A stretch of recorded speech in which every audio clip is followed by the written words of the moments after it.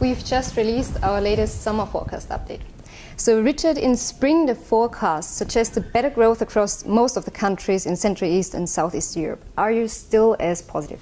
Yes, we are, and actually even more so. So in the spring we revised up our forecast for most of the region, and we've done the same again for our summer forecasts, so even stronger. This region started the year actually very strongly, even stronger than we'd expected, especially in the EU member states. First quarter growth was at or close to multi-year highs in some parts of the region. And I think there are basically three reasons for this. First is the upswing that we see in the Eurozone, which is very strong, and especially in Germany. Germany remains very dominant in the economies of Central and Eastern Europe. It's a very significant export partner for almost all of them. And growth there is very strong. The first quarter growth was strong. High frequency indicators suggest the second quarter growth was even stronger. And that is a very important thing for this region. The second factor is what's going on domestically. So we see quite fast employment growth, tightening labour markets, faster wage growth across most of the EU member states in Central and Eastern Europe. And that's supporting pretty good, pretty strong private consumption growth almost everywhere. The third factor is EU funds. So we saw a slowdown from this last year to do with the gap between EU funding periods. That's normal. The projects for the new funding period are now really getting going, and so we are starting to see quite a strong contribution from EU funds to growth in the region. We expect that to last. EU funds can be anything between 2 and 5 percentage points of GDP per year for these countries, so it's very significant. But what about the countries in our region outside of the European Union? There it's a much more mixed case. I think on the positive side we have Turkey. Turkey is a very interesting story. I think at the start of this year, because of what was going on politically, people were very negative about Turkey. We were never especially negative, but even we've been caught by surprise at how positive growth has been in the first half of this year. I think after the coup attempt, growth was very slow. Growth actually went negative in the third quarter of last year, but since then it's bounced back very well. And basically it's coming from a lot of different factors. A big part of it is about the government. The government has fiscal room. They saved during the good years.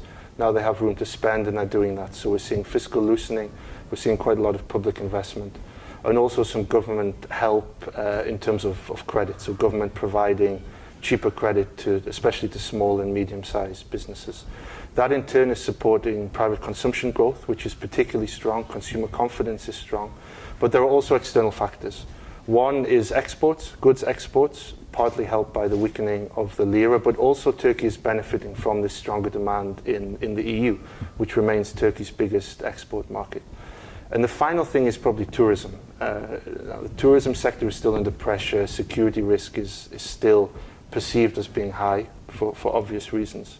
But the détente with Russia last year has been very significant. Russian tourists are coming back in really big numbers. And although the tourism sector is still under pressure, overall it's stabilizing. And that is a very positive thing for Turkey.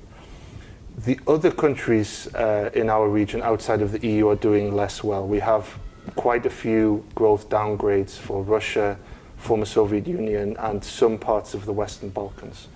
Partly this is to do with political developments, geopolitics.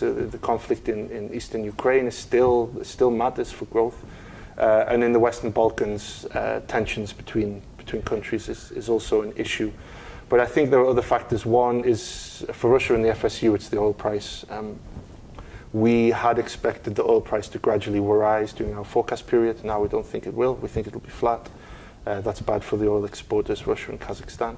And in the Western Balkans, maybe one of the things holding back growth there a little bit relative to what we'd expected is the smaller export capacity. So these countries don't have export sectors that can compare with places like the Czech Republic, Slovakia, Hungary. And so they're not able to take advantage of the stronger growth in Western Europe to the same extent as the Central European countries. But there is also quite some political noise around, both within the region as well as from outside. Could you mention some countries where this political noise matters and whether it matters for the whole region? I think clearly in some countries it matters. In the countries that I've already mentioned, in Russia, Ukraine, and in the Western Balkans, this political noise matters now. It affects the economy today. In the rest of the region, however, actually in most of the countries of the region, even where we do have a lot of political noise, so in Turkey, for example, also to a lesser extent in places like Hungary and Poland, at the moment it doesn't seem to matter very much, and this economic upswing is clearly dominating any risks from the politics. However, we are skeptical about how much or for how long that will last. I think what we're seeing in some countries in the region is rising authoritarianism, the undermining of independent institutions, the challenges simply to the efficacy of institutions. And we think that has to matter. Timing when that will actually matter is difficult, but we think at some point during the forecast period that has to matter. The other issue that these countries are facing is political risks that come from outside the region. An obvious one is Brexit. That's a big issue in Europe at the moment. Our calculations suggest that in value-added terms, the links between the UK and Eastern Europe in terms of goods are not that significant.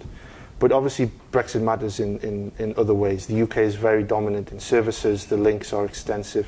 And even in the goods sector, even if the overall value of exports between Eastern Europe and the UK is not that high, or as a share of those countries' economies, such are the complexity of value chains in Europe now that if we have a reasonably so-called hard Brexit with the UK leaving the single market and the customs union, which still looks fairly likely, that will have to affect these countries' economies.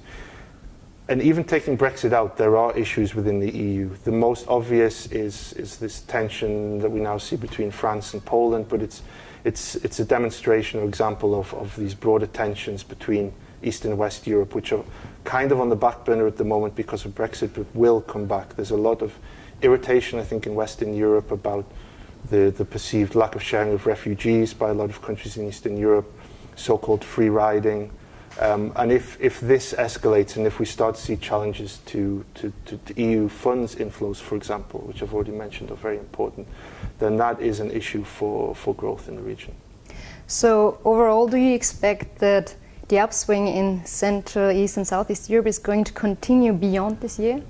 We think it will. Our forecasts are not, we haven't made such big upgrades to our forecasts for 2018 and 19 as we have done for this year.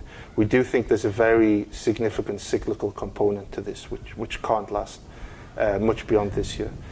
What's happening in the Eurozone, we think, is very cyclical. Ultimately, not much has changed structurally. We're hearing a lot of positive noises about reform, especially from the new French president, but at the moment, what we can say in structural terms is that not much has changed, and so we think it's quite cyclical. And that matters a lot for Eastern Europe, and when that fades, if it fades next year, the year after, Eastern Europe won't be able to maintain these kind of growth rates. The politics is also, I think, very important. As I said, it's difficult to predict exactly at what point these things start to matter, but they are there in the background and they will affect growth. And I would mention maybe also in particular Turkey, which growth is very fast at the moment, faster even than we expected at the start of the year. It appears to have some legs, but Turkey is vulnerable, perhaps more than most of the countries in the region, because of its huge external deficit. It runs this big current account deficit, 4 to 5 percentage points of GDP per year, and it needs portfolio inflows to continue financing that deficit. And as we see this tightening of global liquidity, and especially because of monetary tightening in the US, and it's the US dollar rate which is really the crucial one for Turkey, that's a risk. And we already see this year that net FX reserves are declining because Turkey can't attract enough capital inflows to finance the deficit. And if that continues and the deficit has to close, is forced to close because there isn't enough financing, that will cause the economy to slow. Thanks a lot for your explanations, Richard. Thanks for watching.